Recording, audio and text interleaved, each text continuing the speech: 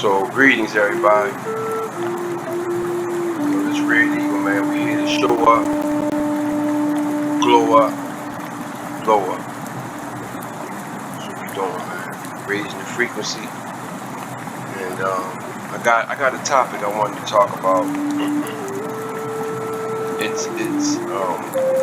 It might be a little weird to some people, but it's a situation. It's a situation, and not too many people address it. Like, very seldom. Like, I haven't seen any like real substantial videos about this topic, and I think it needs to be talked about. I think we need to raise the frequency. We need to bring upon awareness, and we need to talk about it, man, because it's a situation. It's causing genocide within the melanated community, right? We all know what melanin is, right? So it's causing a situation, man. So, I pulled up this article, and I just wanted to, just chat about it a little bit. Pull up the seat. Do me a favor. Hit the subscribe button, the thumbs up button, and share this video. Please share this video. Please share this video and hit the thumbs up button, or however you feel. And if you want to comment on it, on our little discussion, please put comments down, and I'm gonna put this link in the description. So, OPIUM wars. We know what opium is, right? So we know what opium is, but those might listen to this, and they might not know what opium is, or they might think it's slick, or they might think, hard with rap music and this spiritual war that we're dealing with right now. A lot of people are vibrating on a low frequency, and certain things they just aren't aware of. So I'm here, Red Eagle, bringing upon awareness, spiritual awareness, just awareness, period. Right? So let's talk about opium, right? And opium is dried latex obtained from a seed capsule. What's that? Capsules of opium, poppy, papaver,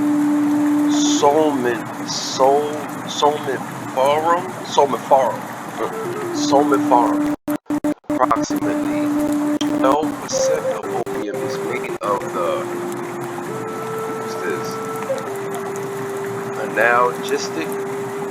analgesic alkaloid morphine, which is processed chemically to process heroin and other synthetic opioids for medicinal use and for the illegal drug trade.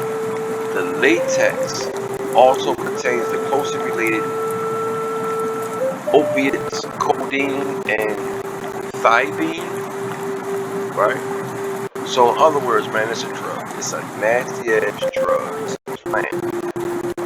It's a plant. This is how the plant looks.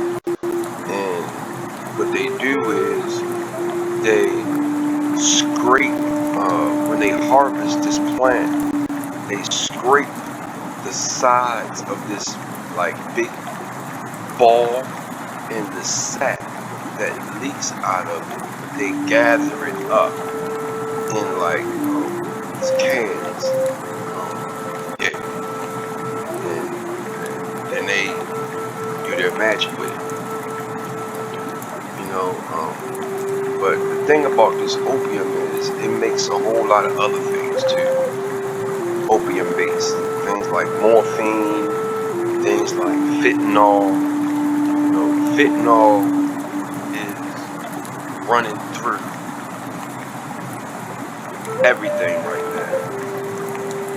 And this fentanyl shit, it ain't nothing slick about it, bro. It ain't nothing slick about fentanyl. It ain't nothing slick about opium. You listen to the rap music, every time you turn around, it's some video or some documentation. I'm sorry, some documentary.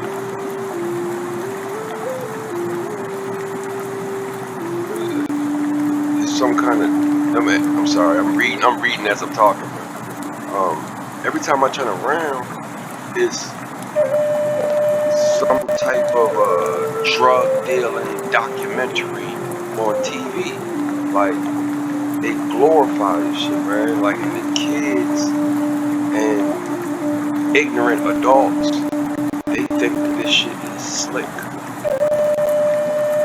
It ain't nothing slick about this shit.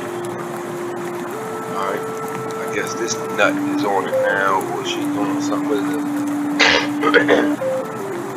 This is the weak in numbers, spiritual opium, metamimes, whatever. It's some bullshit. Don't fall for it. You know,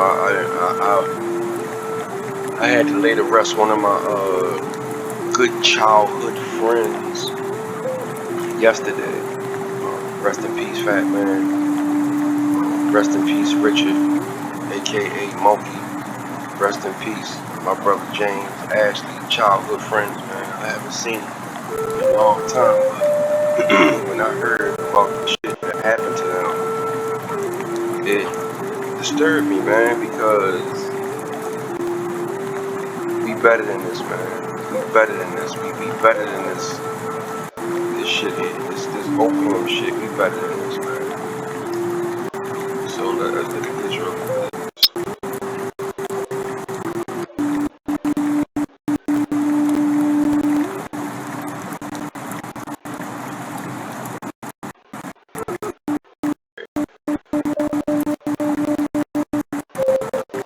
Partnership to end addiction. So let's read a little bit about this real quick. What is this? It's, now the facts and connective support to help you address known or suspected heroin use with your child. Opium is opioid or narcotic made from the white liquid in the poppy plant. Excuse me, that was that white sappy stuff that was coming out of the stuff right here. This is the stuff that they gather up when they're harvesting it. So let's finish. Typically, opium is found as a black or brown block of tar-like powder. It is also available in liquid and solid forms. It can be smoked, intravenously injected, or taken in pill form. Here it is, taken in pill form. Like all of the kids nowadays, right? I'm an OG pretty much, so I can see kids, all of the kids under 35. Everybody think it's slick now to eat Percocets, but understand, Percocets is the same thing. It's a pill of opium. It's a pill of opium. It's a narcotic, right?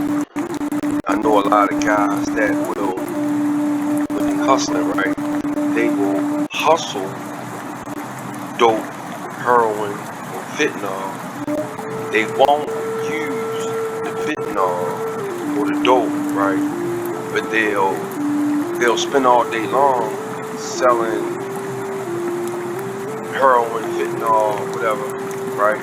And they'll take the money and they'll buy pills with it. They'll buy Percocets with it. And like, that's supposed to be slick. Like, I don't like, yeah, yo, I don't sniff dope, but I eat. 500 milligrams of perks every day, boy, you're an idiot. It's the same shit. It's the same shit. You can get physically addicted to both of them, physically and psychologically. So opium can cause euphoria, followed by a sense of well-being and a calm drowsiness or sedation. Nodding. Understanding the risk. Opium can cause a person's breathing to slow down, potentially to the point of unconsciousness and death with large doses. Other effects can include nausea, confusion, and constipation. It can also dry out your mouth and mucous membranes in the nose. Use of opium with other substances can depress the central nervous system, such as alcohol, antihistamines, barbiturates, benzodiazepines, or general anesthetics. Anesthetics. Yeah, I think that's what Michael Jackson was using, anesthetics. Same thing. Rest in peace, Michael Jackson. Increase the risk of life-threatening respiratory depression. It increases the risk of life-threatening respiratory depression. Long-term use can lead to drug tolerance, meaning a person needs more of the drug to get similar euphoric effects. Opium use can also lead to physical dependency and addiction. Withdrawal symptoms can occur if long-term use is reduced or stopped. So, what's that movie? New Jack City, Pookie. He was going through this. He was going when Ice-T went to go take him out of what was that projects? The Carter. When Ice-T went to take him out of the Carter and put him in rehab, they show a couple scenes. You know, a couple of you youngins, if you don't know what I'm talking about, look at New Jack City and check out the scene when Pookie is laying in the bed, sweating, going through hot and cold flashes. Right? And everybody think it's slick to use this shit until you're sick, until you're going through that physical withdrawal. So this shit right here, man, got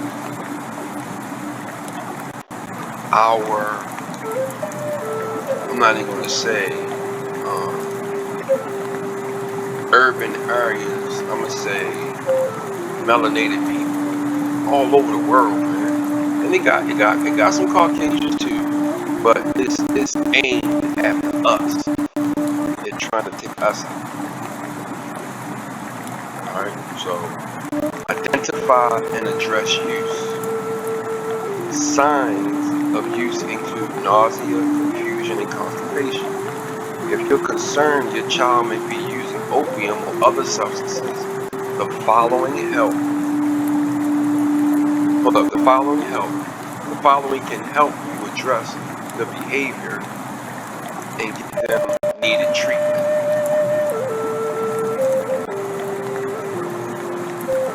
So yeah, man, you know anybody that's on this shit, man. Instead of sitting around talking about the person, instead of whispering, talking shit, joking them, you know, we need to hold our people accountable and get them help. At least try to help them, you know what I mean? At least give them, you know what I mean? At least try to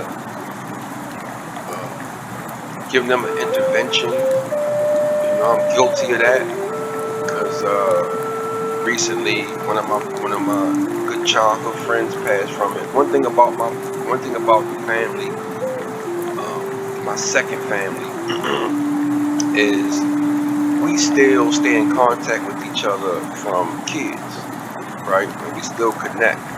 Not a lot, but you know, enough. Connect enough, you know.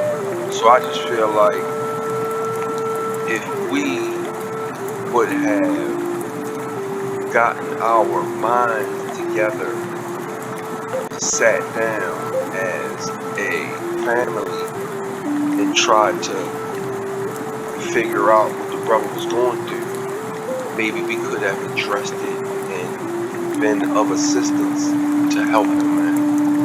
You know, instead of us, you know, snickering behind his back, laughing, joking, it's funny, until we got the phone call that he took one more and it was his last one. You know, rest in peace, Black. Rest in peace, Big Black. I love you, bro. Rest in peace, man. So, these are different places that you can learn how medication can help treat opioid addiction. So they got medicines like evidence supports the use of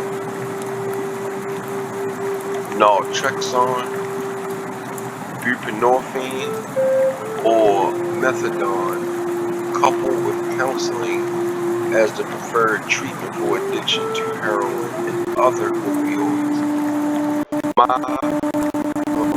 opinion, just my opinion, but the pain is like an asshole, everybody got one, you know what I mean? So my opinion is I wouldn't substitute one drug for another drug. But some people are sicker than other people. Some people might need medication or help. I think it's a bad idea. So what it is, how to use naloxone to reverse an opioid overdose and save a life.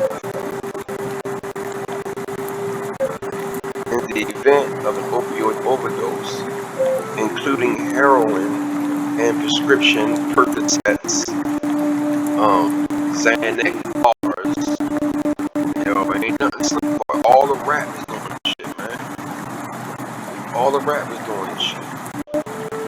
Just the kid, Young Thug. Young Thug was just in the hospital for having a bad liver and a bad kidney behind too many drugs. See, the boy almost died behind having too much fun. All you need, man, is water, food. Opioids and what's that? Fourth drug use. Risk warning signs and how to help loved ones. Video, you get what I'm saying, man. You get what I'm saying. You get what I'm saying. So now we know opium use now. But history will give us insight on how bad this shit is. So History Today has an article. Who's this? Julia Lavelle, published in History Today, volume 62, issue 6, June 2012. Opium Wars. The wars of 1839 through 42 and 1856 through 60 are a perfect case of study of the divergence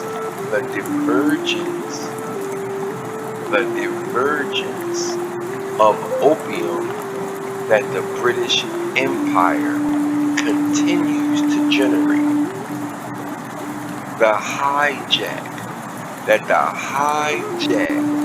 continues to cause genocide on our people. Period. Period. It is what it is. So, for me, when I think about China, I think about melanated people.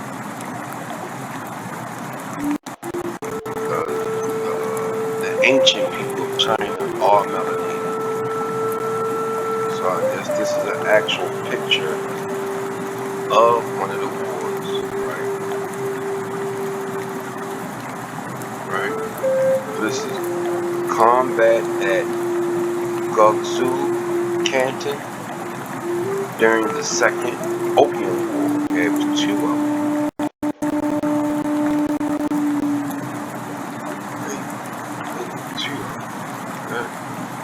Alright.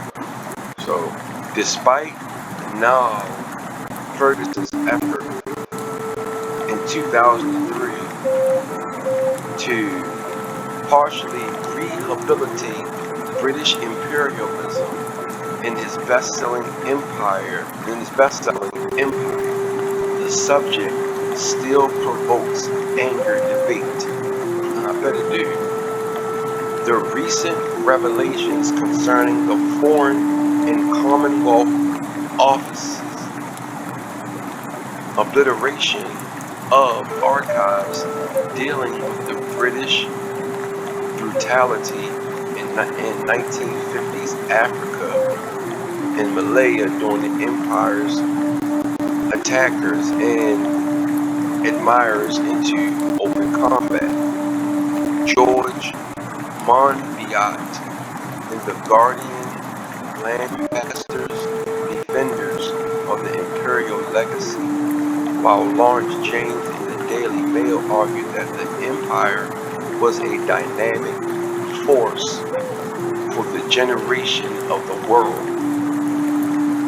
The Opium Wars of 1839 through 42 and 1856 through 60 between Qing Dynasty, China, and Britain are a perfect case study of the international divergence of opium that the empire continues to generate.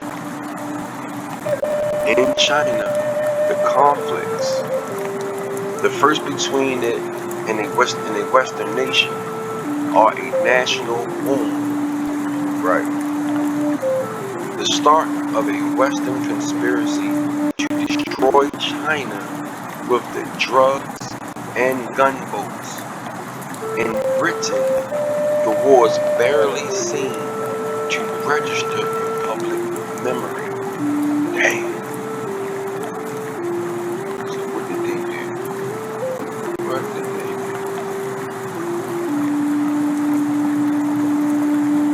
do? We're raising the frequency, man. It's Red Eagle, man. Spiritual awareness, all types of awareness. We show up, we glow up, glowing. It is perhaps in his attempt to provide a strong intellectual rationale for the Opium Wars that Leslie Merchant's 2002 article most clearly shows its age. It begins with the decision of the ideological differences between the two sides, the British attachment to free trade and progress jibbing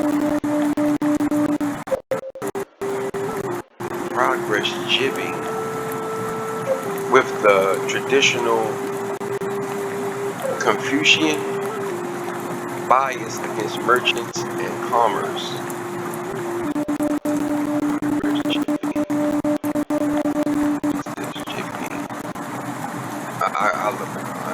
I'll look it. I know you guys probably want to know what it is, but just give me a minute. Infantry. Many earlier Western commentators tried to play down opium as the casus belli. What is this? As the casus belli. As the casus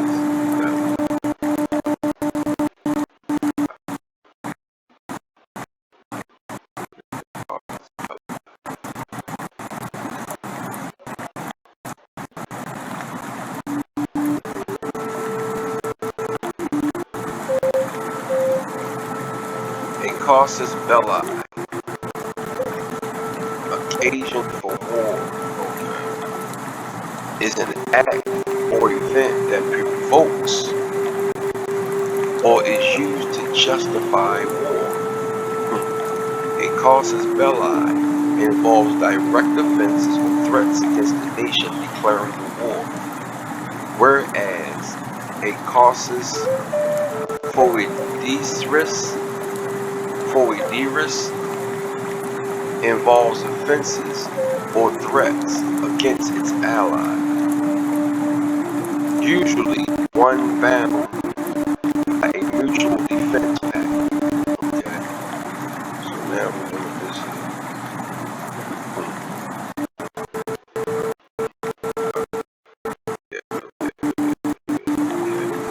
Asserting instant that a clash of economic and political cultures lay behind the conflicts.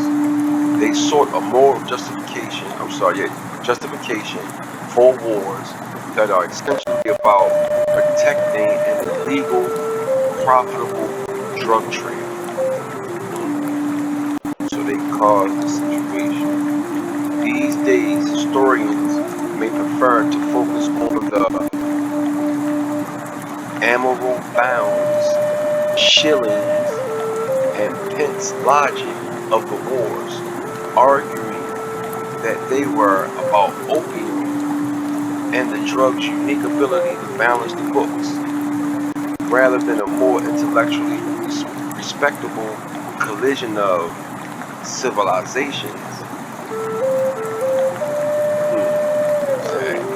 Rather than a more intellectually respectable collision of civilizations, yeah.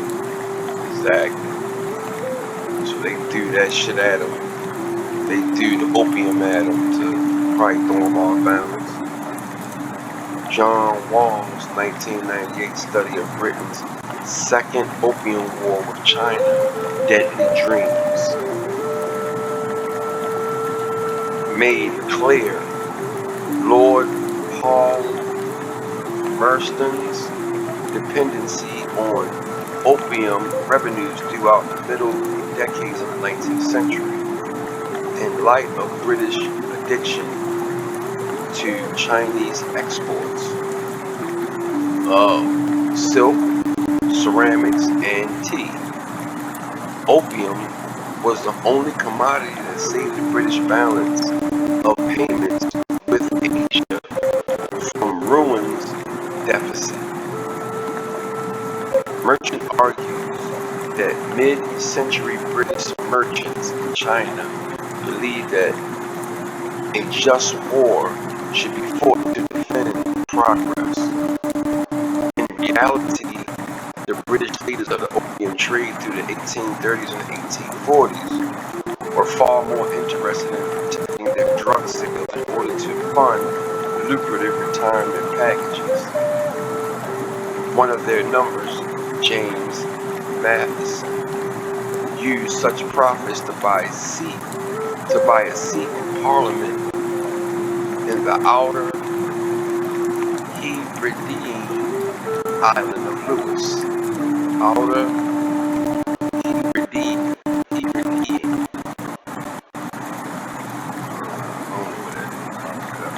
Parliament somewhere probably. China, no, parts in Europe. Merchant also portrayed opium as an absolute blight on 19th century China.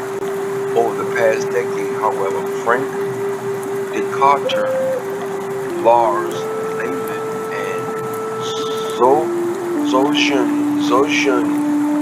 have enhanced other understanding of late imperial China's opium culture. They have moved away from the idea that opium turned any casual smoker into a pathetic victim, and have instead portrayed with increasing subtlety the economic, social, and cultural realities of its use in China.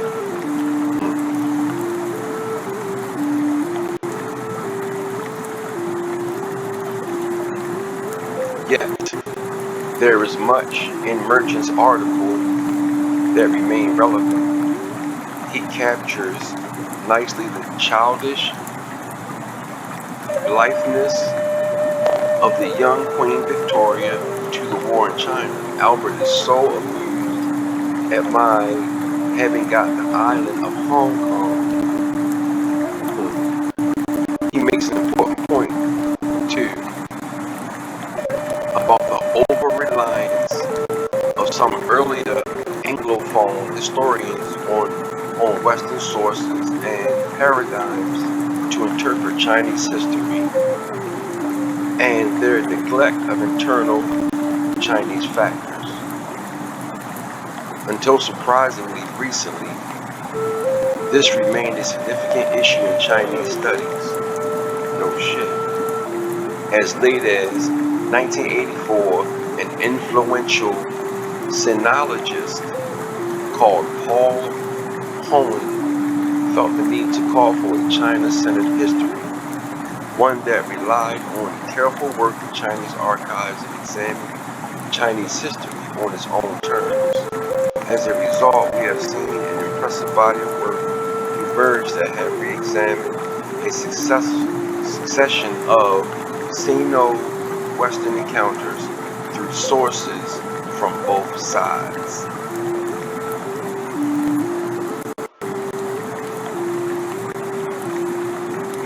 In the case of the Opium War, the examination of Chinese materials have highlighted how split the court was on the question of an anti-opium crackdown, how chaotic and absent-minded the Qing military and diplomatic response was, how politically complex ordinary Chinese reactions were to the British and the war, as doing research in China becomes easier and more archives open their collections to foreigners. Although many materials from the 1960s and the 1970s remain out of reach, the old bias towards Western sources that Marchand acutely noted is happily becoming the stuff of history.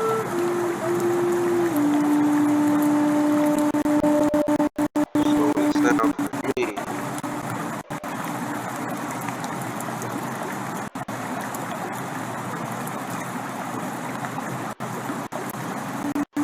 somebody got provoked. It's not really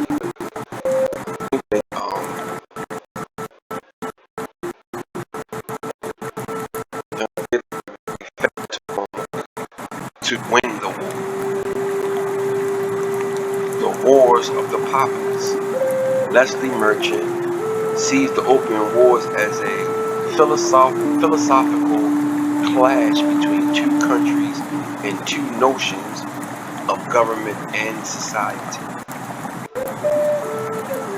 Heavy stuff, man. The Anglo-Chinese Opium Wars of 1839-42 and 1856-60, and the later Cold War that resulted in 1876, Chifo Convention, were doctrinal in origin. They involved on the one side a European power driven by a doctrine of action, the belief that free trade and the internationalization of commerce would create wealth for all nations, and the utopian idea that this would produce a new peaceful world order. What? I see what they were thinking. I see what they were thinking. Kill people off. We can just start all over again with a lesser population. much. And on the other protection is China under a literati, which in the light of Confucian Renaissance under the Manchus discounted doctrinalism in the belief that this had caused the Ming Dynasty to fall. Value reason rejected the idea that trade could eliminate human society. Merchants in Confucian China were viewed as limited people, ranked with the lower levels of society, self-seekers who put material gain above scholarship and the spiritual. Always going after the poor people. Always going after the people that already don't have shit. That's what they do, man. That's what I've been noticing. I've been noticing that the less fortunate people are the ones that always get targeted for the genocide. I've been around for a long time. I've seen a lot of shit. I know a lot of shit. So, yeah, this stuff is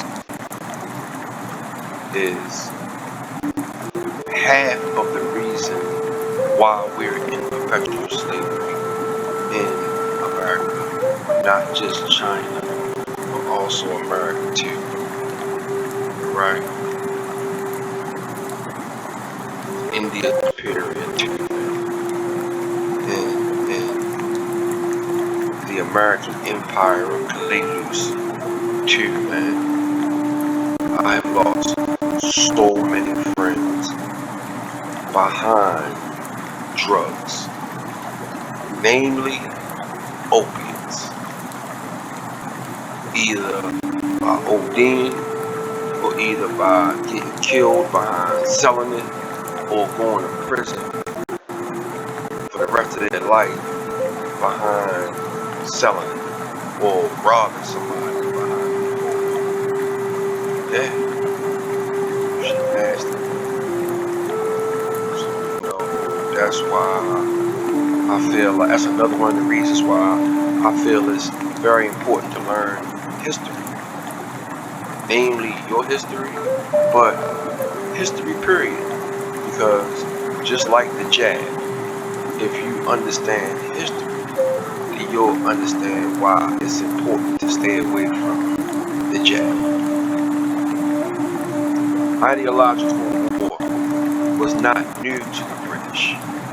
Edmund Burke had warned about this when the French Revolutionary armies sought to replace minorities with republics. So pretty much what it looked like they did was that's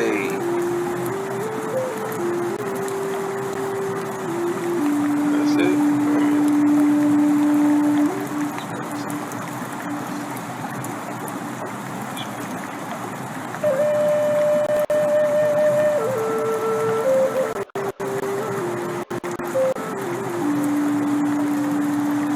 This article was really going to go into it.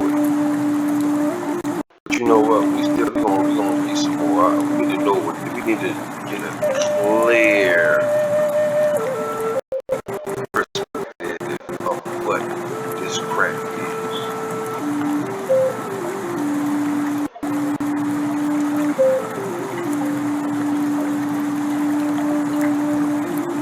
So it sounds to me that this stuff was pushed on people pretty much to win the war, pretty much. With China to make them open up their trade situations.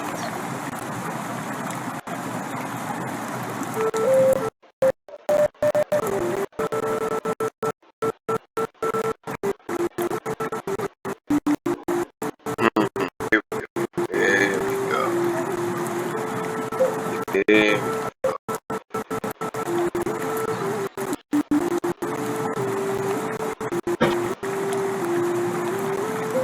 Opium wars in China. Yeah. Opium wars in China.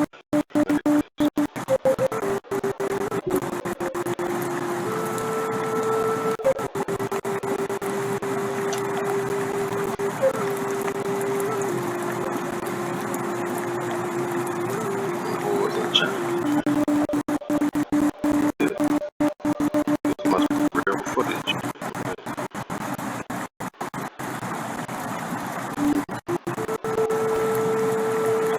I might do a video about this, man. Just bringing on awareness, man. Awareness, man. These type of things we need to know, man. We need to know so we'll understand why these, we're dealing with this spiritual war right now. People got to start getting educated.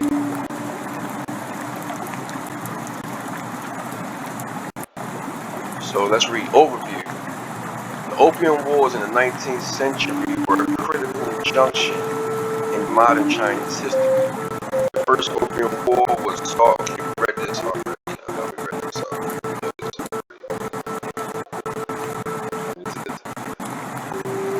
The lesson that Chinese students learn today about the Opium Wars is that China should never again let itself become weak, backward, and vulnerable to other countries. As one British historian says, if you talk to many Chinese about the Opium War, a phrase you will quickly hear is Lu Hu Shou Yao Li De. Lu Hu Xiao Yao Xiao Yao Li De, which literally means that if you are backward, you will take a beating. Real shit. Real shit. There's too much going on. You know, when I go out and travel, to and fro, and all I see all day long is just people just like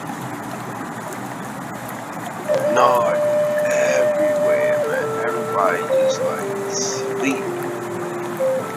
A lot of people don't have an idea what's going on right now. I mean, they understand that we dealing with these variances and all this, foolishness, but they don't really understand about the spiritual war,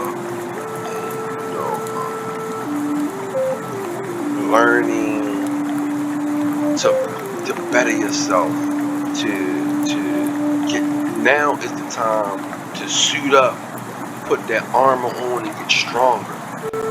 This is not the time to be laying around, going to sleep. Not the time for that. All that. It's not the time for that. There's never been a time for it, but now it's really not the time for it. Alright. Two worlds collide.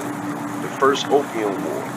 In the 19th century, Western imperial powers such as Great Britain, France, and the United States were aggressively expanding their influence around the world through their economic and military strength and by spreading religion, mostly through the activities of the Christian missionaries.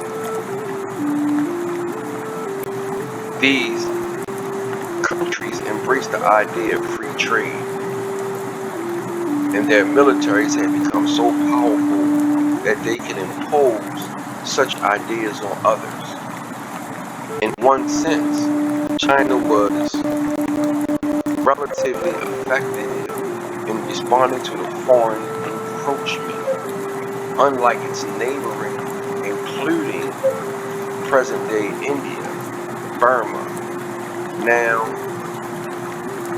Myanmar, Malaya, now Malaysia, Indonesia, and Vietnam, China did not become a full-fledged formal colony of the West. In addition, Confucianism, what is this? I didn't know what this is. Confucianism.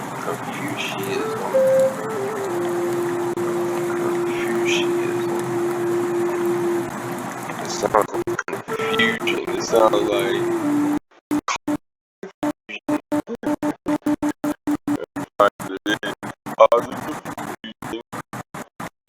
Confucianism. Slip the word. Slip the word. Alright, so Confucianism, Chinese ethical and philosophical system. Confucianism, also known as Brewism, is a system of thought and behavior originating in ancient China, variously described as a tradition, a philosophy, a religion, a humanistic or rationalistic religion, a way of governing, or simply a way of life. Confucianism developed from what was later called the 100 schools of thought from the teachings of the Chinese philosopher Confucius, a system of philosophical and ethical teachings funded by Confucius and developed by Mencius.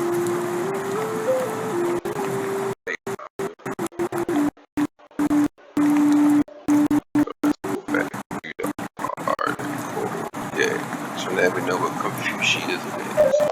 The system, this is how you read. And for those that's like new to this whole situation, you know, this is how you read.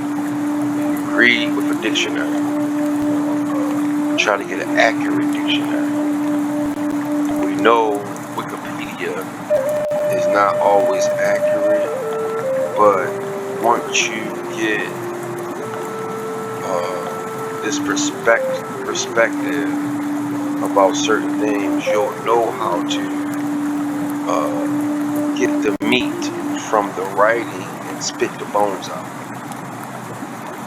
So, yeah, the system of beliefs that shaped the organized China's culture, politics, and society for centuries was secular. That is, not based on a religion or belief in a god or in a Hawa, and therefore was not necessarily an obstacle to science and modernity in the ways that Christianity, Islam, and Hinduism sometimes were in other parts of the world. Religion is the reason why a lot of people die behind religion. Yeah. That's a whole nother video, whole nother topic. I'm gonna go into that right now. Yeah. But in another sense, China was not effective in responding to the modern West with its growing industrialism, mercantilism, and military strength. 19th century China was a large, mostly land-based empire administered by a 2,000-year-old bureaucracy and dominated by centuries-old and conservative Confucian idea of political, social, and economic management. All of these things made China in some ways dramatically different from the European powers of the day, and they struggled to deal effectively with their encroachment. This ineffectiveness resulted in, or at least added to, longer-term problems for China, such as unequal treaties, which will be described later, repeated foreign military invasions, massive internal rebellions, internal politic fights, and social upheavals. While the First Opium War of 1839-42 did not cause the eventual collapse of China's 5,000-year imperial dynastic system 7 decades later, it did help shift the balance of power in Asia in favor of the West. No shit. China borders as 1820. Well, we already know about the map situation. So. Okay. China borders 1820. Alright. Yeah, man, we talking about just this nasty ass opium drug, man. That's what we talking. We're talking about.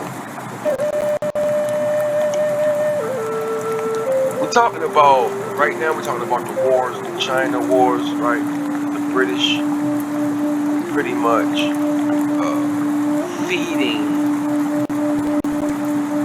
opium to China in 2 separate wars because China didn't want to open up their ports to trade with Britain.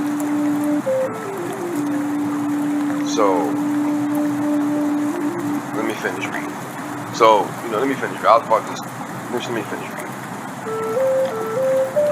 Raising the vibration. Raising the frequency. We're raising the frequency, bringing upon awareness so we can educate our youth so they can stop with self-destruction,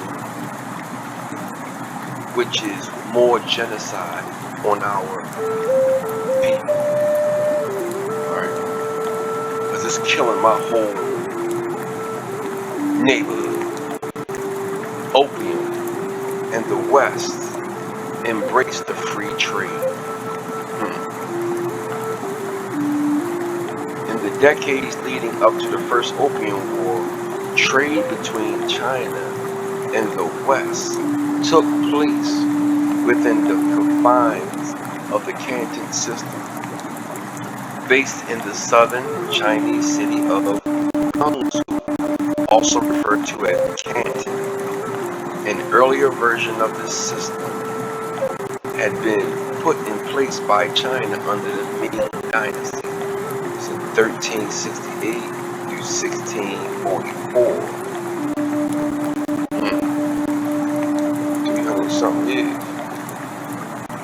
And further developed by its replacement, the Qing Dynasty, also known as the Manchu Dynasty. The Manchus were the ethnic group that ruled China during the Qing period. In the year 1757, the Qing Emperor ordered the Guangzhou Canton would be the only Chinese port that would be open to trade with the foreigners, and that the trade took place only through licensed Chinese merchants. This effectively restricted foreign trade and subjected it to regulations imposed by the Chinese government. No shit.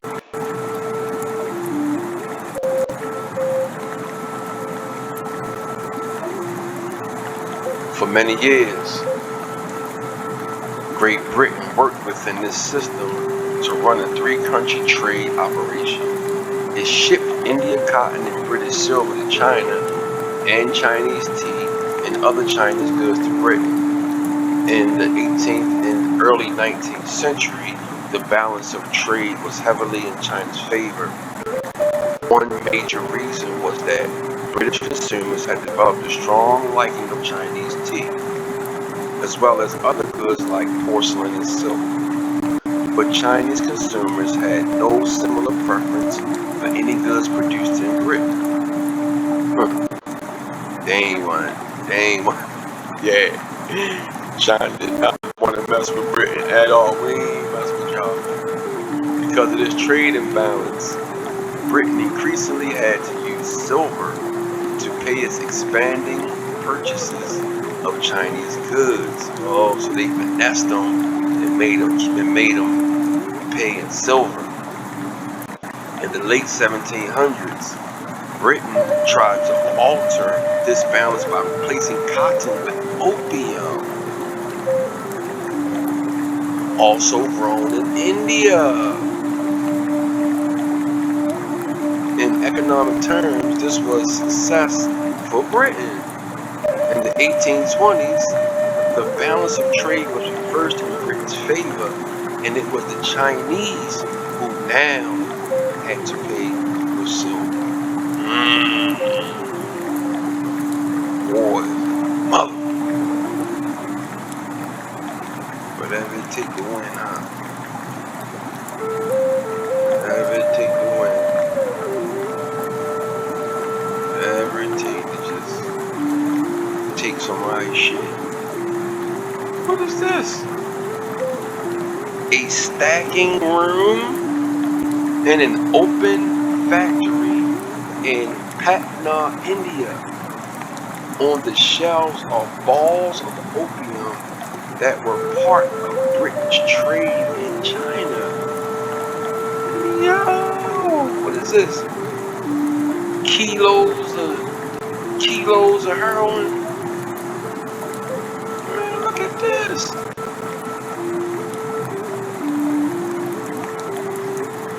It's no wonder they ain't kill everybody. They manufacture all this shit. Like ounces, like kilos.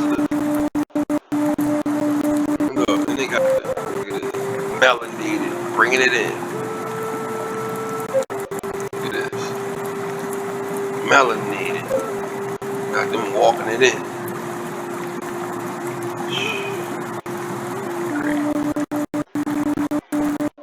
Excuse me, man, but I can't stand this shit, man. I'm so tired. Every time I turn around, man, somebody is going through some type of situation with this shit. The scourge, the profit of opium. The opium that the British sold in China was made from the sap of poppy plants and had been used for medicinal and sometimes recreational purposes in China and in other parts of Eurasia for centuries. After the British colonized large parts of India in the 17th century, the British East India Company, which was created to take advantage of the trade with East Asia and India, invested in heavily in growing and processing opium. Okay, no shit. Especially in the eastern Indian province of Bengal. In fact, the British developed a profitable monopoly over the cultivation of opium that would be shipped to and sold in China. So they grew it in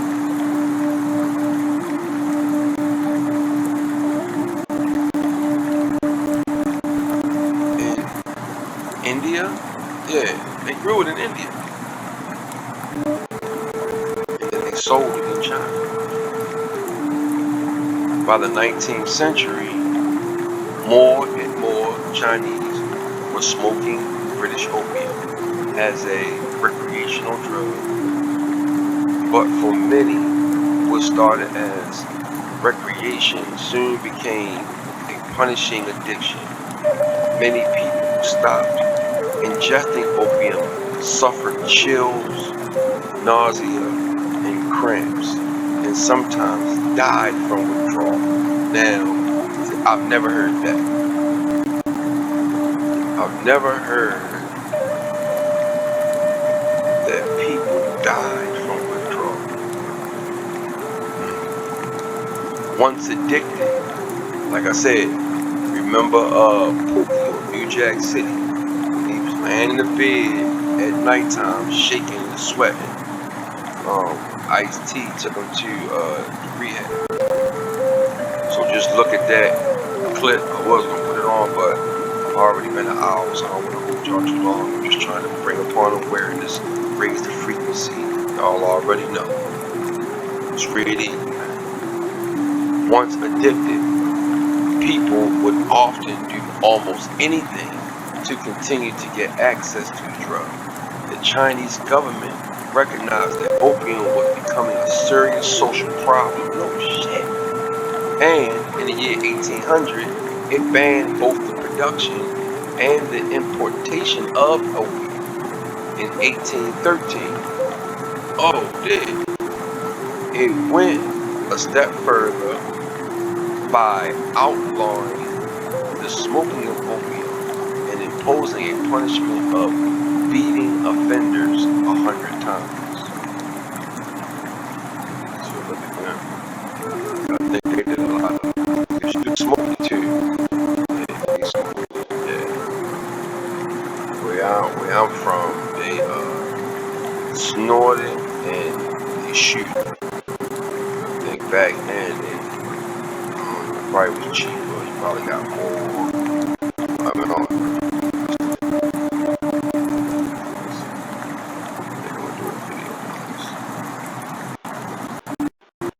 so just understand, man, it ain't just China, man. You know, in years from now, it'll be a book out about how opium ran through the United States. They're not going to bring a book out about it now, while it's going on now. They're too busy trying to bamboozle us.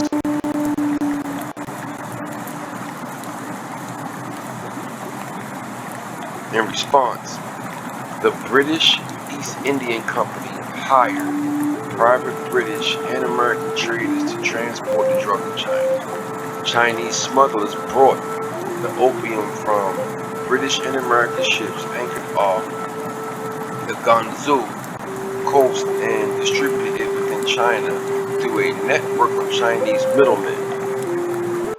By 1830, there were more than 100 Chinese smugglers, boats, working opium trade. See how we go again. And I put a post up on Facebook yesterday.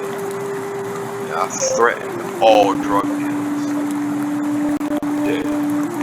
So that's how I feel about this shit. Sorry. That's what we feel.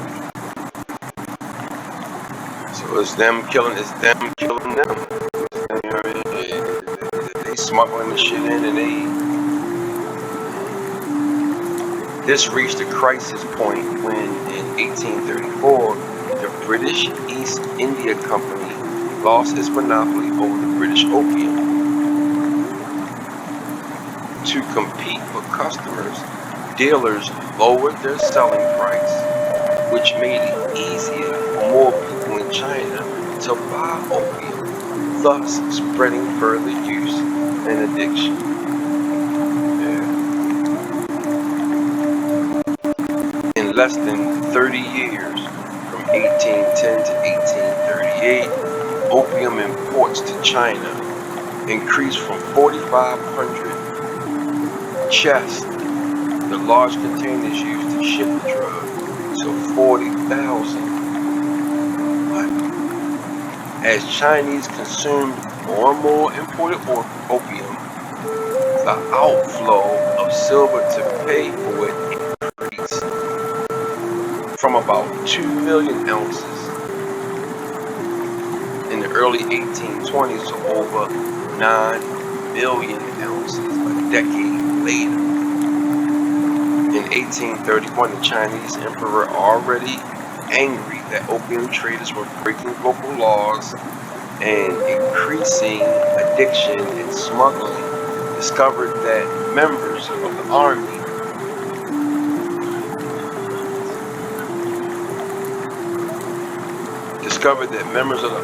and government in the even students were engaged in smoking opium. Okay.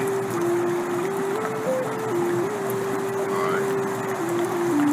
The users versus pushers debate. By 1836, the Chinese government began to get more serious about enforcing the 1838 ban. Enclosed opium dens and dens. The opium dens is the place where they it was like a little spot that they used to go, like a store. You could go into the store. I heard about these. I heard about these opium dens. Read about it and heard about them when I was a little younger. I think they had them. In the United States, if I can remember. Yeah, you could go in, buy your stuff, and lay on like a bed and sit there and smoke it until you ran out of money, I guess, or OD, you know. So, yeah. I'm quite sure they got a big OD account. People coming in there and getting high and falling out. Yeah. So,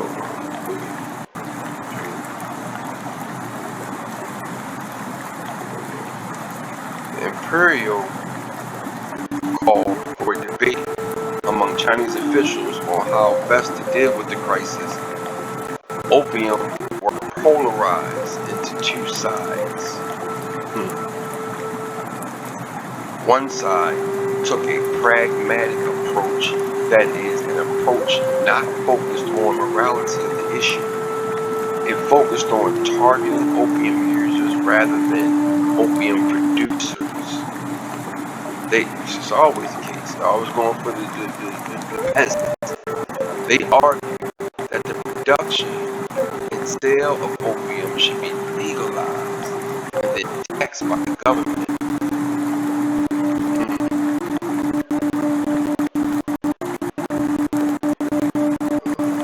Their belief was that taxing the drug would make it so expensive that people would have to smoke less of it or not smoke it at all.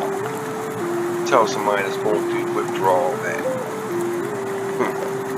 They also argued that the money collected from taxing the opium trade could help the Chinese government reduce revenue shortfalls and the outflow of silk. I did not mean for this video to be this long, man, but I'm sorry, y'all. It's education, man. Educational purposes, fair use. Educational purposes, fair use only. Sorry, I didn't put my jiffy up, but it's getting kind of good. It's educational purposes, fair use. Educational purposes, fair use. Another side vehemently disagreed with this pragmatic approach led by Lin Zexu, a very capable and ambitious Chinese government official. They argued that the opium trade was a moral issue and an evil that had to be eliminated by any means possible. If they could not suppress the trade of opium and addiction to it, the Chinese Empire would have no peasants to work the land, no townsfolk to pay taxes, no students to study, and no soldiers to fight.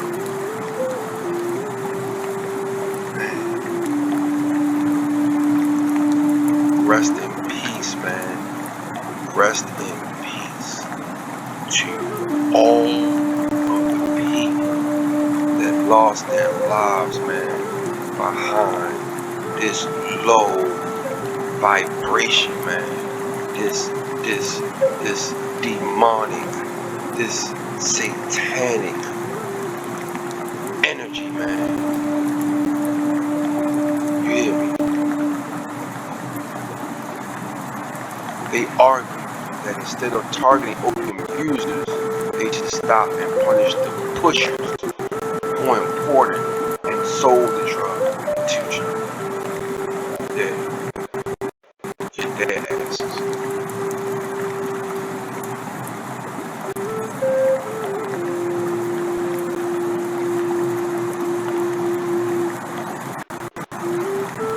talking about opium wars, y'all. We're talking about opium period, period. Right now, we're talking about the opium wars in China, right? But in all actuality, we're talking about opium, man. Nasty shit. Nasty shit. Genocide 101. 50% is 50% genocide. 50% of it is caused by opium. The other 50% is not knowing who you are, melanated people. Aboriginals, indigenous, however you want to say it, man. In the end, Lin Zuxu's side won the argument. In 1839, he arrived in Guangzhou, Canton, to supervise the ban on the opium trade and to crack down on its use. He attacked the opium trade on several levels. For example, he wrote an open letter to Queen Victoria questioning the Britain's political support for the trade and the morality of pushing drugs. More importantly, he made rapid progress in enforcing the 1813 ban by arresting over 1,600 Chinese leaders and seized and destroyed tens of thousands of opium pipes sold. He also demanded that foreign companies, British companies in particular, turn over their supplies of opium in exchange for tea. When the British refused to do so, Lin stopped all foreign trade and quarantined the area to which these foreign merchants were confined. Man, fish. That's how I look now. That's how I look in my city. I mean, even the young gang members, they sitting around looking like zombie land. The land of Nod. After 6 weeks, the foreign merchants gave in to Lin's demands and turned over 2.6 million pounds of opium, over 20,000 chests.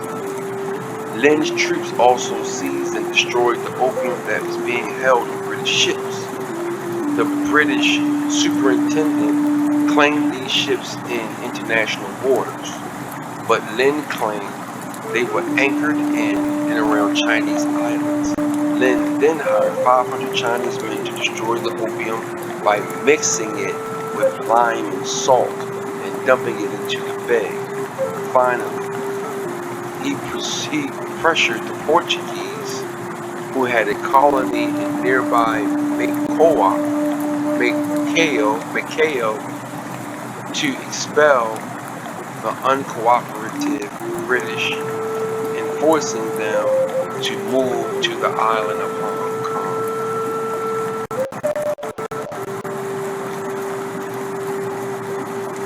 The British officer, this is the British officer's tent during the first opium war.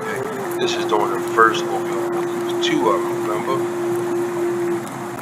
2 of them like back to back. You know how many people probably died during this thing, man? From what I understand, the same thing happened in the Civil War in America. Stay tuned for another video.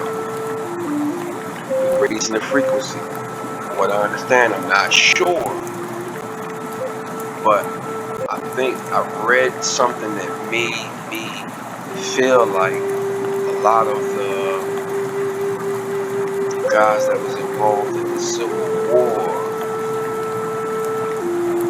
were addicted to opium too. Taken together, These actions raised the tensions that led to the outbreak of the First Opium War. For the British, Lin's destruction of the opium was an effort to British dignity and their concepts of trade. Many British merchants, smugglers, and British East Indian Company had argued for years that China was out of touch with civilized nations which practiced free trade and maintained normal international relations through consular officials and treaties. More to the point, British representatives in Guangzhou requested that merchants turn over their opium to Lin, guaranteeing that the British government would compensate them for their losses. The idea was that in the short term, this would prevent a major conflict and that it would keep the merchants and ship captains safe while reopening an extremely profitable China trade in other goods, the huge opium liability. The opium was worth millions of pounds of sterling, and increasingly shrill demands from merchants in China, India, and London, when they discovered their profits were destroyed, gave politicians in Great Britain the excuse they were looking for to act more forcefully to expand the British imperial interest in China. War broke out in November 1839 when the Chinese warships clashed with British merchantmen. Yeah, crazy.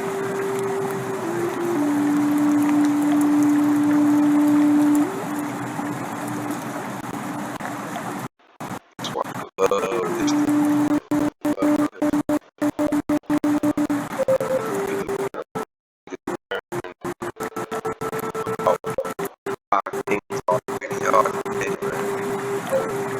Chinese swordsman, 1854.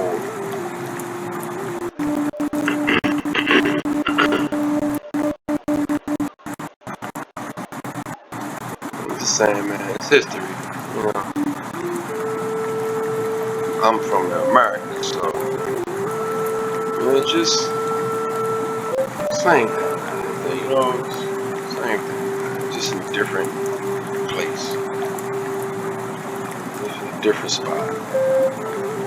In June 1840, 16 British warships and merchantmen, many leased from the primary British opium producer Jardine, Matheson and Company, arrived at Guangzhou. Over the next 2 years, the British forces bombarded ports, fought battles, seized cities, and attempted negotiations. A primarily settlement called for China to cede Hong Kong to the British Empire, pay an indemnity, and grant Britain full diplomatic relations. It also led to the Queen government sending Ling Zu into exile. Chinese troops using antiquated guns and cannons, and with limited naval ships, were largely ineffective against the British. Dozens of Chinese officers committed suicide when they could not repel the British Marine, steamships, and merchantmen. It's war, man.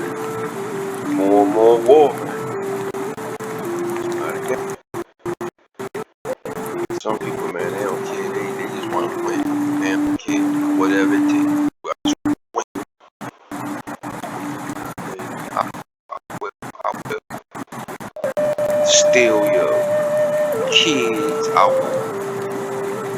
feed your children to dogs. I would do anything, man, just to win. I will get you and your family strung. I will get y'all strung out on all types of everything. You got these people putting spells on people, witchcraft, and all kind of foolishness, man. All people want to do is win, get that land, take over. Anybody have any, like, morals? Creep through the back door, beef which you don't even know, like, just to win, just to win, just to win. It's sad, man, because we don't really understand that them diverses in 1452 is still going on. We are still in perpetual slavery, still fighting to take over this land. And what are they using? They're using opium. Same shit. The bad part about it is because we don't research and we don't understand the history, right? Because of that, we don't even know. We think that eating a perk is fun. We don't understand the history that has to go with it. If you would just, that's why they don't teach us this kind of stuff in schools. This is why they don't teach us this kind of stuff in schools, so that we can become a victim of it. No, because first of all, most of the time when you were young in like middle school, like high school, whatever, you know, most kids don't really listen, right? A lot of them have to kind of like experience it to understand what's really going on. Not really just them experiencing it, but a family member. You see a family member going through it, and you know, oh man, I ain't gonna do that. But you didn't really grow up around it, like you wouldn't know. You know what I mean?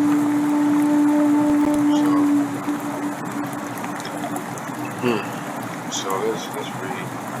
The war's aftermath. The first Opium War ended in 1842 when Chinese officials signed at gunpoint the Treaty of Nanjing. The treaty provided extraordinary benefits to the British and Britain, an excellent deep water port at Hong Kong, a huge indemnity compensation to be paid to the British government and merchants, 5 new Chinese treaty ports at Guangzhou, Canton. That's what they wanted. Excuse me. That's what this was all about. This whole Opium War was about ports, so they could trade. You know, China being, you know, very spiritual nation. Most of them. They wasn't trying to go out. They wasn't trying to go against the grain. They didn't want to deal with goofy ass Britain and their shit. They always coming. Britain always coming with some bullshit. Always. And they said, nah, man, we don't want to trade with y'all. Do not want to do it. Then they came through the back door with opium, with the fentanyl, got everybody addicted, and then they waged war. They knew everybody was strung out. They knew they couldn't win. It's almost like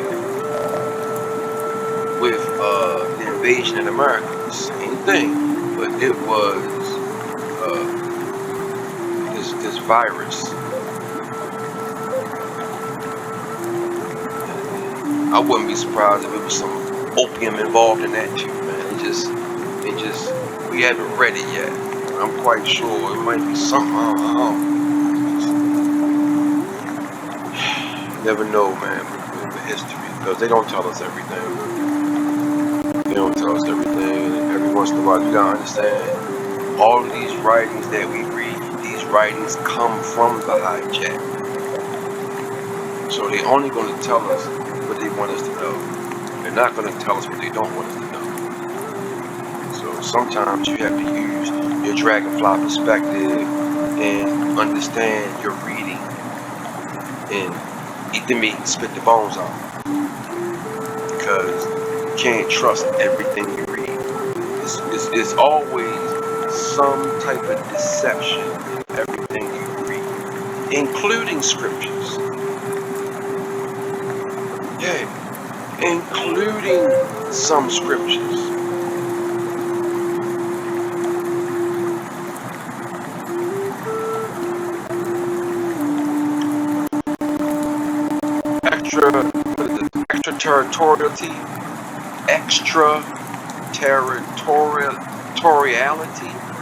Extraterritoriality for British citizens residing in these treaty ports, meaning that they were subject to British, not Chinese law, and a most favored nation clause that any rights gained by other foreign countries would automatically apply to Great Britain as well. They have enough of Great Britain. They have enough of Great Britain. They have enough of Great Britain. They're going to have to reap what they sow at some point in time. They're going to have to reap what they sow. Queen, whatever your name is, Elizabeth, whatever, I don't even know your name.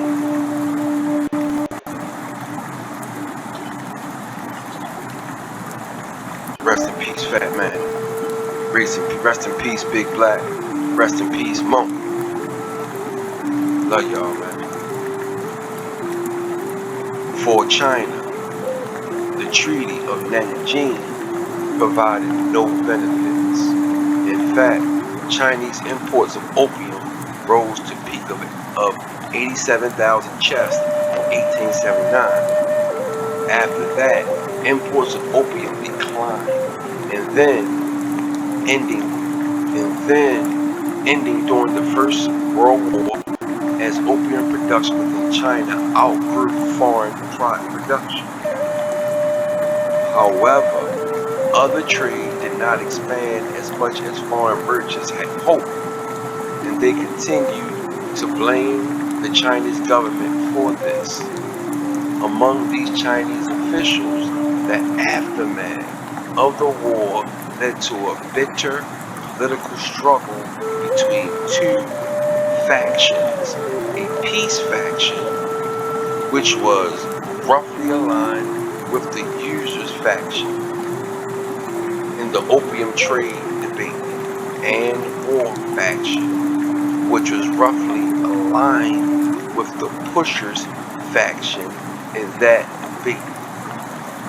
The peace faction was in normal control. So we got here, grab. My bad, y'all. This video probably gonna be a minute, man, because I got some other things that I want to talk about. Some other things pertaining to this demon drug. This is a witch drug. This is a demon witch drug.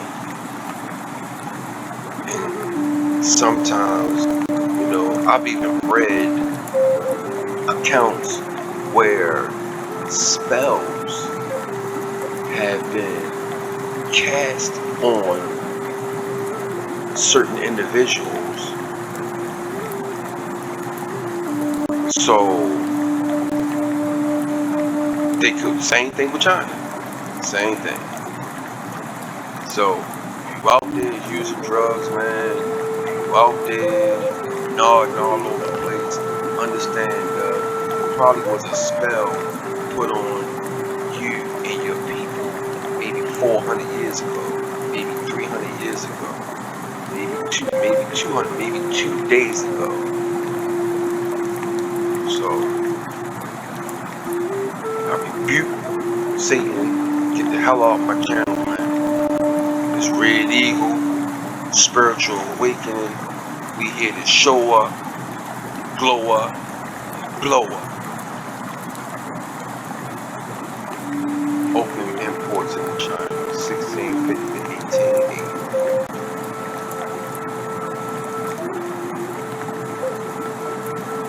Yeah. So in 1650, wasn't even going on to like 1%, I guess.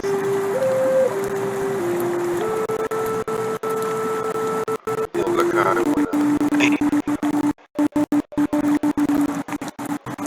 And everybody think drugs is a new thing. And that's probably, I believe, I haven't read it yet. This shit is so nasty. It is so strategic. I guarantee you that 90% of the wars that were won in history was won because of this opium shit. This is what weak people do when they can't deal with people straight up. This is what suckers do when they're not strong enough to deal with the situation straight up. They come in the back door while you sleep. In addition, fair use. Educational purposes only. Fair use. In addition, the Treaty of Nanjing ended the Canton system that had been in place since the 17th century. This was followed in 1844 by a system of unequal treaties between China and the Western powers. Through the most favored nation clauses, these treaties allowed Westerners to build churches and spread Christianity in the treaty ports. Dodge that hijack. Churches and Christianity, man.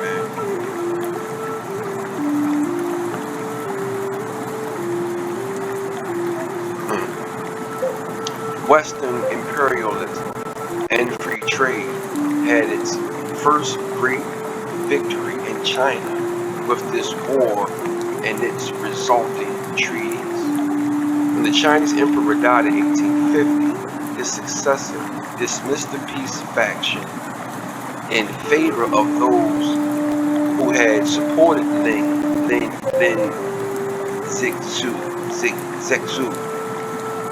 Lin Zexu. The new emperor tried to bring Lin back from exile, but Lin died along the way. The Chinese probably OD, idiot, nut ass. The Chinese court kept finding excuses not to accept foreign diplomats at the capital city of Beijing, and its compliance with the treaties fell short of Western countries' expectations.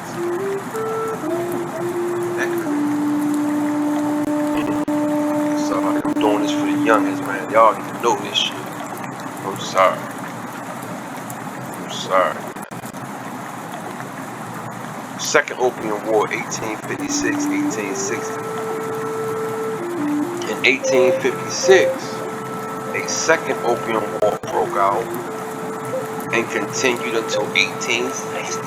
Boy, they got them twice, boy. British and French captured Beijing and forced on China a new round of unequal treaties and indemnities, and the opening of 11 more treaty ports. Yo, they dirty, yo. Dirty. They want to trade that bad. They want to win the war that bad. They want the ports open up that bad. This also led to increased Christianity missionaries were and legalization of opium trade. Let me find out. Let me find out. Oh, so you Christian boys selling dope, man, huh? It's always selling dope. That shit ain't nothing big. Come to the back door, talk about Jesus. What, you wanna buy this 20 book? Talking about Jesus. Oh, they gonna test it. No, go ahead, take that. Take that. Just go ahead and try it. Go ahead. Let me know if you like it. It's called a test. It's called a tea. We give them out. Trust me, I'm an OG now, but I ain't always been like, I was young. You know, when you're young, you come up in the hood and you around these people, this, that, organization, that. You never know what you might experience as a youngin' growing up in my area. Even though new ports were opened to British merchants after the First Opium War, Chinese dragged their feet on implementing the agreements, and legal trade from China remained limited. British merchants pressed their government to do more, but the government's hands were tied because the Chinese government in the capital city of Beijing restricted who it met with. In other words, they was probably selling dope too. In October 1856, Chinese authorities arrested the Chinese crew of a ship operated by the British. The British used this as an opportunity to pressure China military to open itself up even further to British merchants and trade. France, using the execution in China of French Christian missionary as an excuse, joined the British in the fight. Joint French-British forces captured Guangzhou before moving north to the city of Tianjin, also referred to as Tenzin.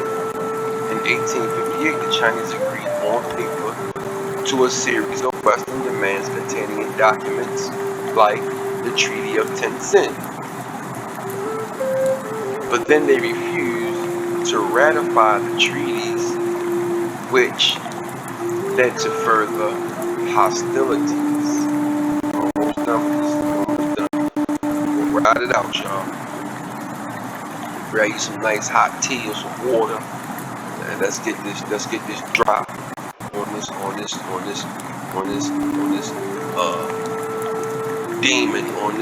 on the demon's toys. These opium is the devil's toys. Is the witch's brew. Opium is the witch's brew. Opium is the witch's brew. You hear me? Overstand. Percocets, lean, fentanyl, heroin, Morphine is the witch's brew. Don't touch it. Don't play with it. Don't experiment with it. It's not a game. Really. Big Brother Red Eagle talking, man. Bringing upon spiritual awareness, because we here to show up, blow up, blow up. It's not a game. Let's get the rest of this article. So, where we at? In 1860, British and French troops landed in Beijing and fought their way into the city.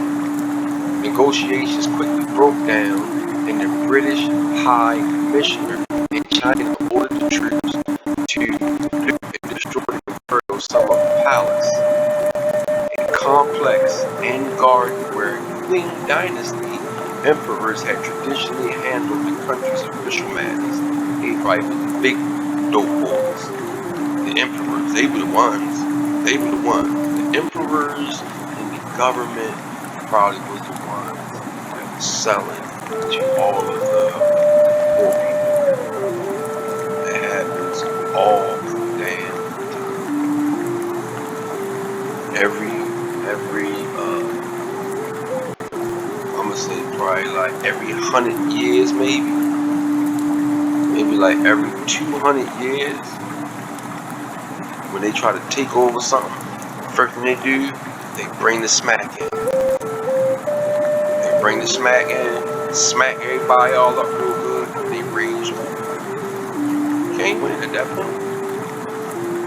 Shortly after that, fair use, educational purposes only, fair use. Shortly after that, the Chinese emperor fled to Manchuria in northeast China. His brother negotiated the Constitution of Beijing, which, in addition to ratify the treaty in Tenzin, added indemnities and ceded to Britain the Kowloon Peninsula across the strait from Hong Kong. The war ended with a greatly weakened Qing dynasty that was now confronted with the need to rethink its relations with the outside world and to modernize its military, political, and economic structures. I tell you, man, this is the reason why China carried the way they carry it, man.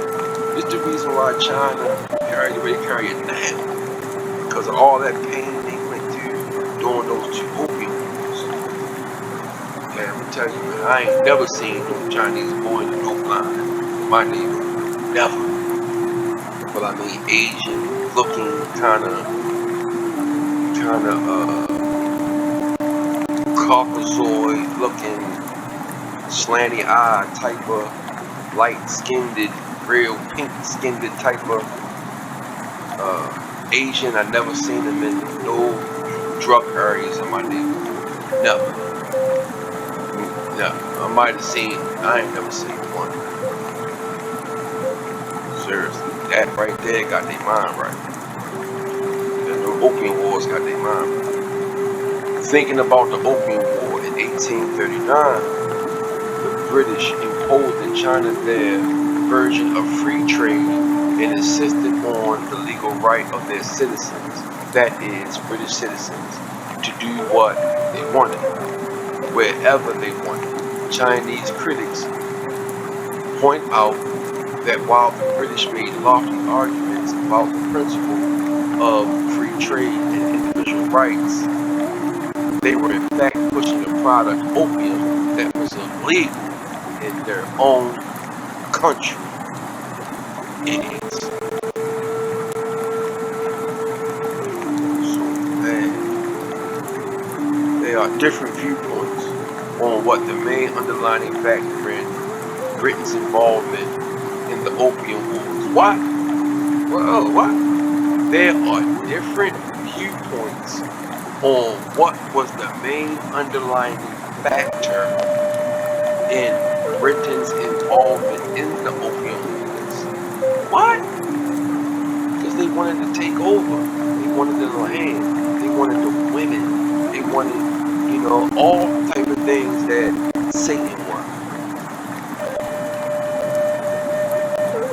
Some of the West claim that the Opium Wars were about upholding the principles of free trade. Others, however, say that Great Britain was acting more in the interest of protecting its international reputation while it was facing challenges in other parts of the world, such as the Near East, India, and Latin America. Here they come. Some American historians have argued that these conflicts were not so much about opium as they were about Western powers' desire to expand commercial relations more broadly and to do away with the Canton trading system.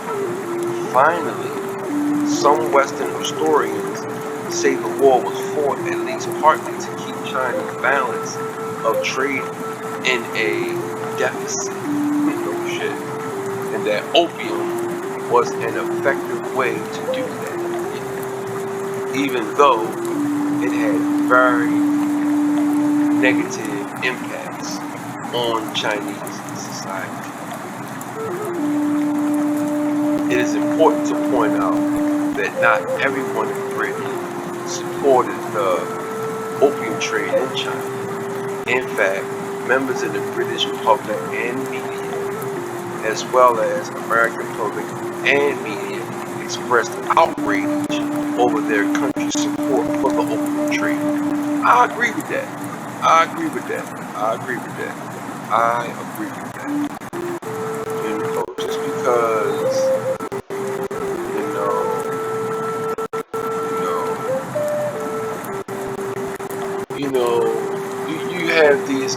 you have these rulers, right, that do a lot of bad things to people that they're warned against, right?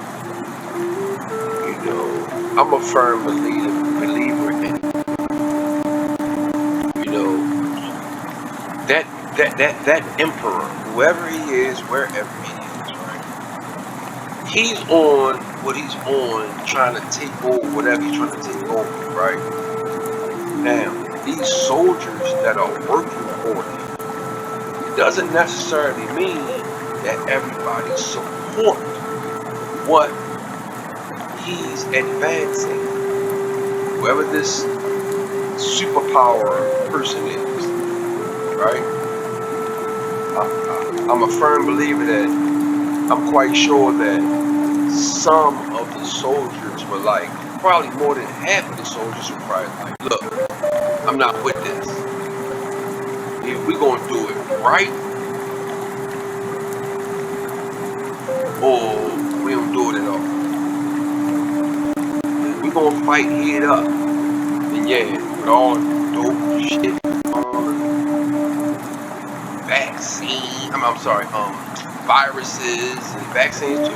Viruses, right now, viruses. Vaccines too. You get it. Vaccines and viruses, right? So, yeah, man, a lot of the soldiers, they probably just was trying to maintain themselves. They had families they had to take care of. Got in the war because the war had good benefits. Blah, blah, blah, blah, blah. So, I wouldn't harass the entire country behind a nut-ass emperor. Because you don't know how these people felt. These people probably felt like they wasn't with it, but they got involved because they had to.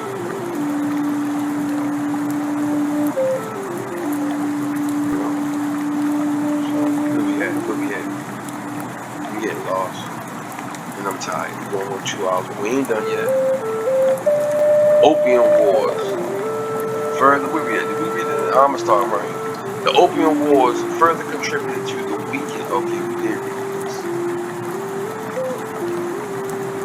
Further, many rebels that broke out of China after the first Opium War made it increasingly difficult for the Chinese government to pay its tax and huge indemnity obligations. Present-day Chinese historians see the Opium War as a war of aggression that led to the hard lesson that if you are backward, you will take a beating. These lessons shaped the rationale for the Chinese Revolution against imperialism and feudalism that emerged and then succeeded decades later. So yeah, man. The witches brew, opium fair use, educational purposes only, man. Yeah. So let's do this.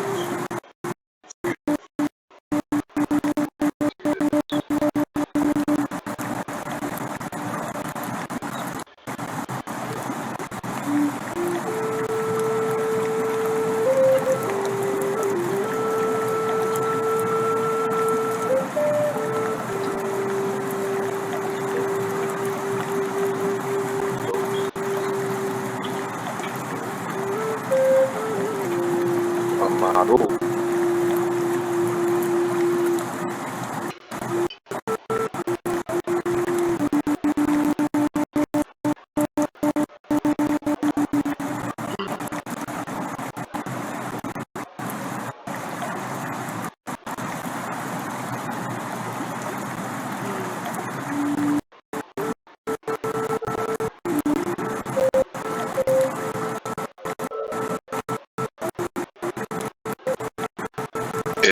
So this is what the opioid crisis is like, man.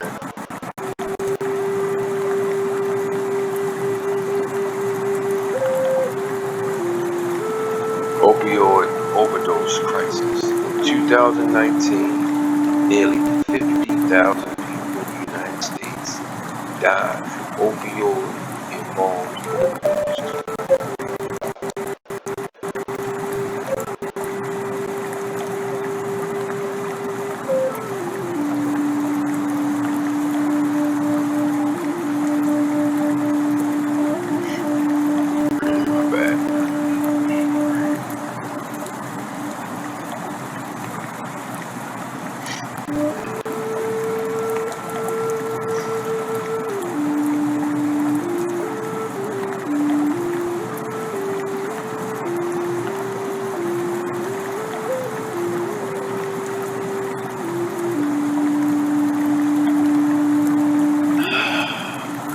Every time I think about this stuff, man, it's been a lot, man. Too much.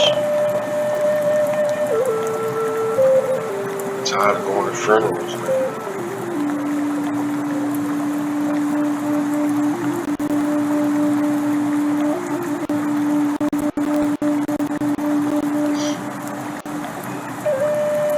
The misuse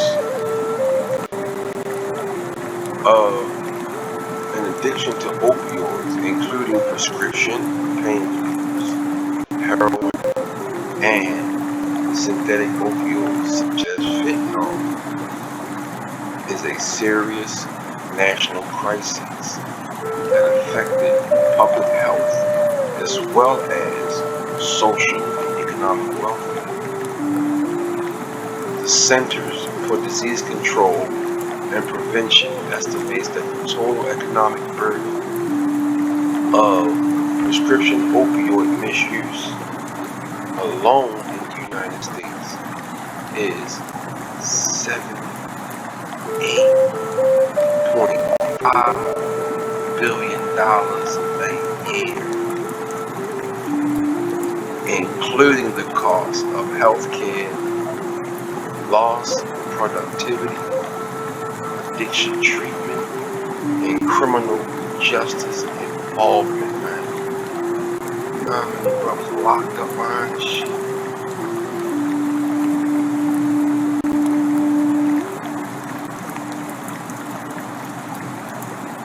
How did this happen? In the late 1900s, pharmaceutical companies reassured the medical community that patients would not become addicted to prescription opioid painkillers, and healthcare providers began to prescribe them at greater rates. This subsequently led to widespread diversion and misuse of these medications before it became clear that these medications could indeed be widely addictive. Opioid overdose rates began to increase. In 2017, more than 47,000 Americans died as a result of an opioid overdose, including prescription opioids, heroin, and illicitly manufactured fentanyl, a powerful synthetic opioid. The same year, an estimated 1.7 million people in the United States suffered from substance use disorders related to prescription opioid pain relievers, and 652,000 suffered from a heroin use disorder, not mutually exclusive.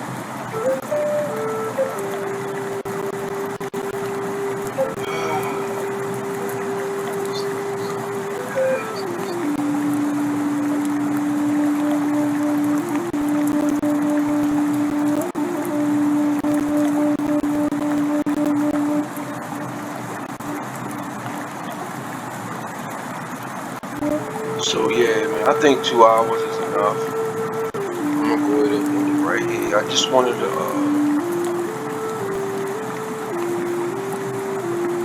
bring some awareness. I'm gonna leave the links on the in the description box. And young is out, man. You know, please, man, if you're using this stuff, man, please stop, man. Please stop before it take you out and to mess your whole family up.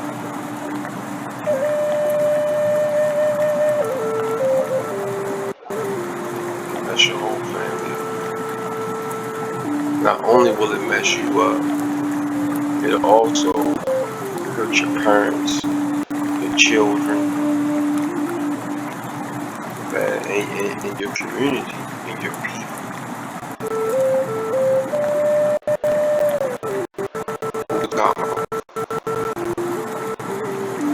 The witch's brew.